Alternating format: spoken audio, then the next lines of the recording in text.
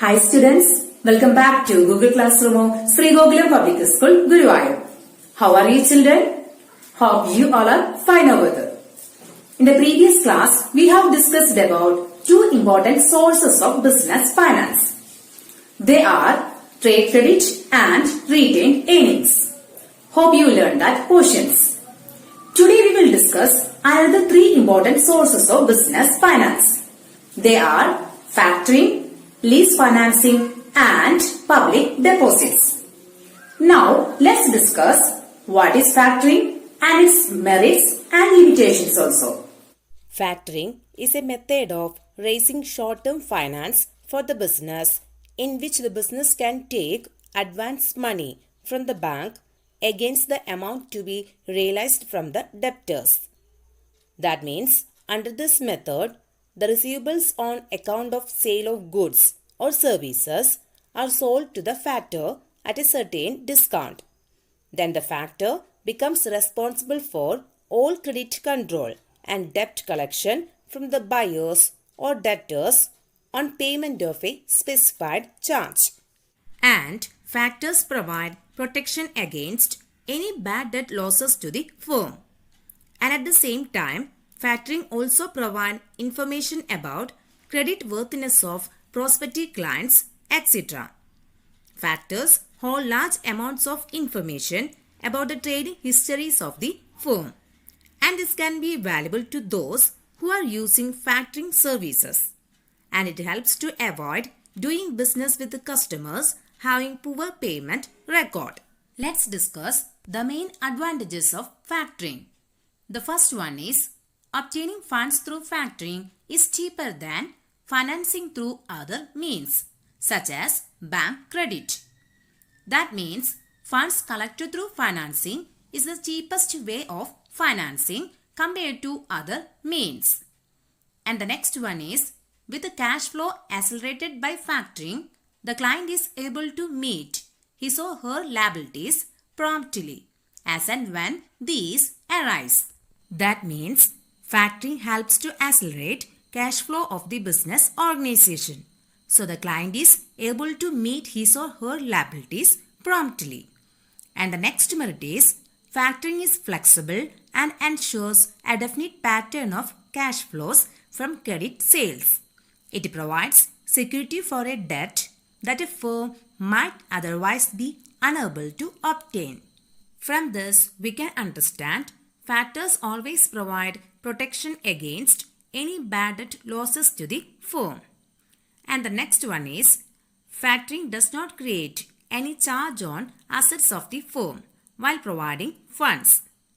And the next merit is, the client can concentrate on other functional areas of the business, as the responsibility of the credit control is shouldered by the factor. So these are the main merits of factoring. Then let's discuss the main limitations of factoring. The first one is, the source is expensive when the invoices are numerous and smaller in amount. And the next limitation is, the advance finance provided by the factor firm is generally available at a higher interest cost than the usual rate of interest. From this we can understand the cost of factoring is very high compared to other business finance. And the last limitation is, the factor is a third party to the customer who may not feel comfortable while dealing with it. So these are the main limitations of factoring as a source of business finance. Now we will move on to the next source of business finance, that is leasing. What is lease financing? Leasing is an arrangement that provides a firm with the use of and control over the assets without buying and owning the same. That means it is a form of renting assets.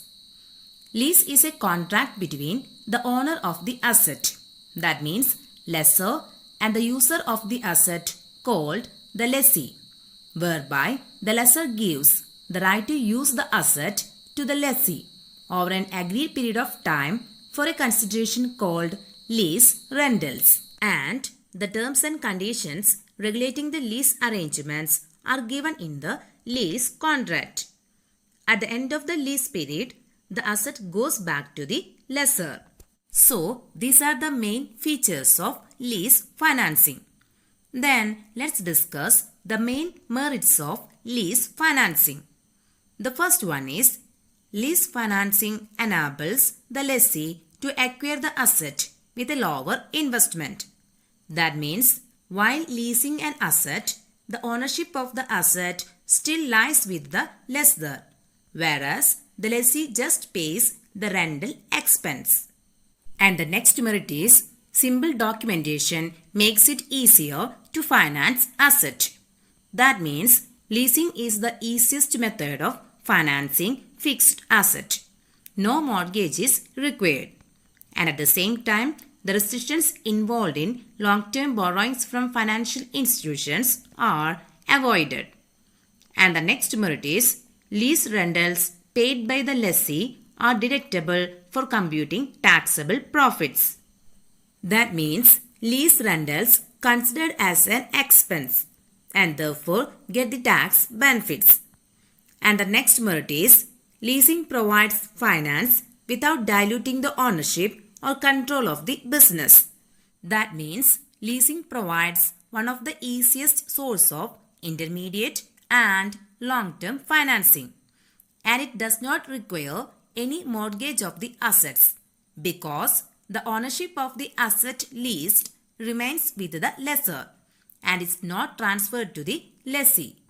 And the next one is the lease agreement does not affect the debt raising capacity of an enterprise because it is considered to be a hidden form of debt which does not appear as a liability in the balance sheet of the lessee. Thus, it does not affect the debt-equity ratio of the firm.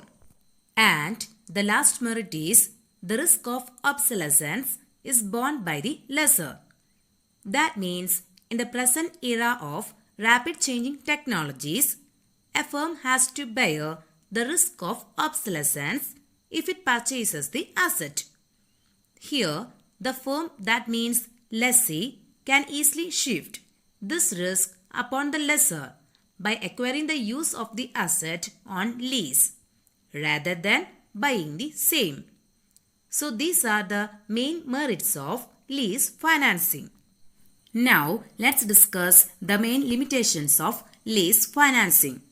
The first one is a lease arrangement may impose certain restrictions on use of the asset. That means the lessee cannot make any alterations or improvements in the asset without the prior approval of the lessor. And the next limitation is the normal business operations may be affected in case the lease is not renewed. That means the terms and conditions regulating the lease arrangements are given in the lease contract. At the end of the lease period, the asset goes back to the lessor, and it may sometimes affect the normal business operations of the organization. And the next one is lease financing may result in higher payout obligation in case the equipment is not found useful and the lessee opts for premature termination of the lease agreement. And the last important limitation is the lessee never becomes the owner of the asset. So these are the main limitations of lease financing. Now we will move on to the next source of business finance, that is public deposits. Public deposits refers to unsecured deposits invited from the public.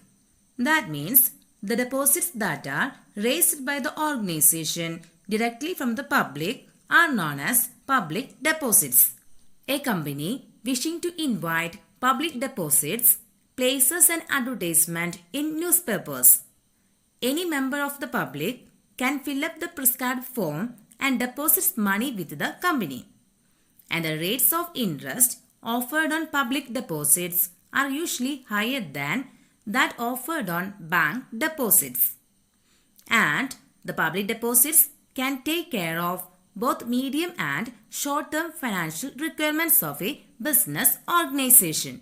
That means the amount raised from public deposits is generally used by the company for meeting the requirements of working capital.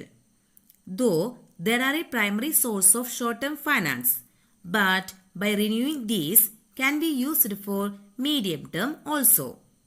And the public deposits can be invited by companies for a period of 6 months to 3 years. So these are the main features of public deposits. Then let's discuss the main merits of public deposits.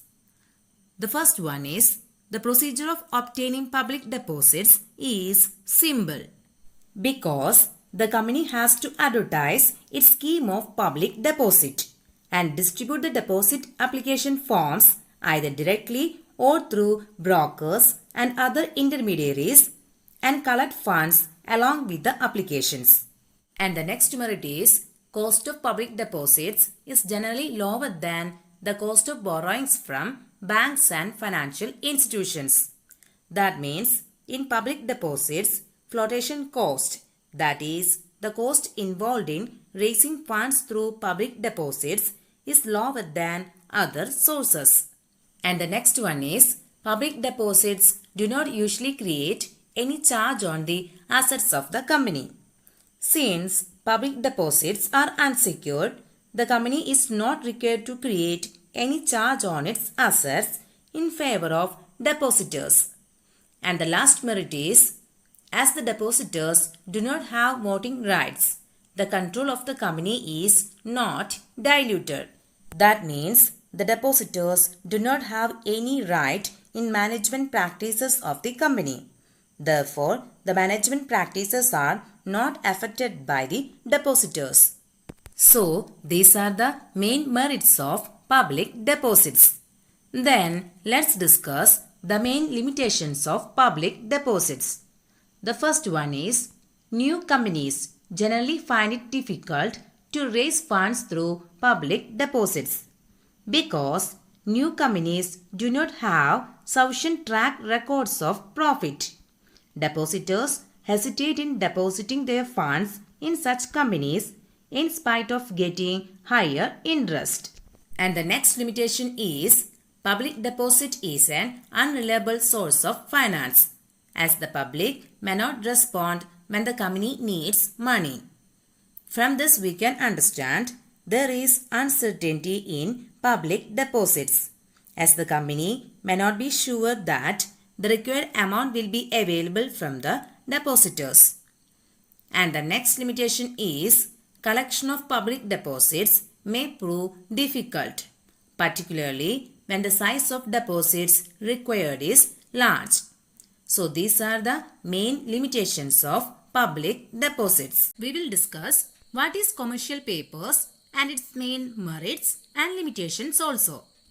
Commercial paper is an unsecured promissory note issued by a firm to raise funds for a short period, varying from 90 days to 364 days. It is issued by one firm to other business firms, insurance companies, pension funds, and banks. When compared to other sources like bank loans and loans from other financial institutions, commercial papers can provide more funding at a lower interest rate. And it is usually an unsecured debt, where the company doesn't pledge any asset, but it still qualifies for it based on their company's liquidity, revenue generating power, and achievements. Then let's discuss the main merits of commercial paper. A commercial paper is sold on an unsecured basis and it does not contain any restrictive conditions. As it is a freely transferable instrument, it has high liquidity. When compared to other sources like bank loans and loans from other financial institutions, commercial papers can provide more funds. And the cost of commercial paper to the issuing firm is lower than the cost of commercial bank loans. And commercial paper also provides a continuous source of funds. This is because their maturity can be tailored to suit the needs of the issuing firm. Besides, maturing commercial paper can be repaid by selling a new commercial paper. And the companies can serve their excess funds in commercial paper and also earn some good return on the same. So these are the main merits of commercial paper. Then let's discuss the main limitations of commercial paper. The first one is only financially sound or secure and highly rated firms can raise money through commercial papers, because new and moderately rated firms are not in a position to raise funds by this method. And the next one is the amount of money that can be raised through commercial paper is limited. And the next limitation is if a firm is not in a position to redeem its paper due to financial difficulties, extending the maturity or duration of a commercial paper is not possible. So these are the main limitations of commercial paper. Now we will move on to the next source of business finance, that is issue of shares. First of all, you have to know what are shares. Share is the smallest unit into which the total capital of the company is divided. For example, when a company decides to raise rupees 50 crores of capital from the public by issuing shares, then it can be divided its capital into units of a definite value, say rupees 10 or rupees 100 each. These individual units are called as its share. And the capital obtained by issue of shares is known as share capital. And the investors who have purchased the shares or invested money in the shares are called shareholders. In simple terms, we can say the person holding the share is known as shareholder, and they get dividend as return on their investment. And there are two types of shares normally issued by a company: equity shares and preference shares. The money raised by issue of equity shares is called equity share capital, while the money raised by issue of preference shares is called preference share capital. Then let's discuss what is a equity share and its main merits and limitations also. Equity share is the most important source of raising long-term capital by a company, and the equity shareholders are the owners of the company. That means these shares represent the ownership of a company, and they do not get a fixed dividend but are paid on the basis of earnings by the company. That means there is uncertainty of return on equity shares, as there is no guarantee of payment of dividend. In case of profit, the company may pay dividend on equity shares after the payment of dividend on preference shares. And at the same time, the rate of dividend on equity shares is not fixed in advance. It depends on the volume of profit earned by the company. From this, we can understand equity shareholders enjoy the reward as well as bear the risk of ownership. And the liability of equity shareholders is limited to the extent of capital contributed by them in the company. And the most important feature of equity shareholders is that they have a right to participate in the management of the company. Then let's discuss the main merits of equity shares. Equity shares are suitable for investors who are willing to assume risk for higher returns. We already discussed that the rate of dividend on equity shares is not fixed in advance.